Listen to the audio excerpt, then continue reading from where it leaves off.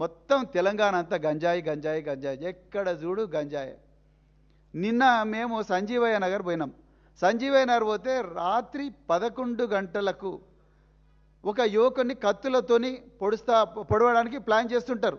11:28 ఆ యువకుడి తల్లి డయల్ 100 కాల్ చేస్తుంది. ఇక్కడనే మీరు కూర్చున్న డయల్ 100 కాల్ చేస్తే 11:28 డయల్ 100 కాల్ చేస్తే 12:30 పోలీసు వాహనం వస్తుంది. అయ్యా రేవంత్ రెడ్డి గారు, ఇది మీ పాలనలో జరుగుతున్నది. మీరే హోంమంత్రి రాష్ట్రానికి.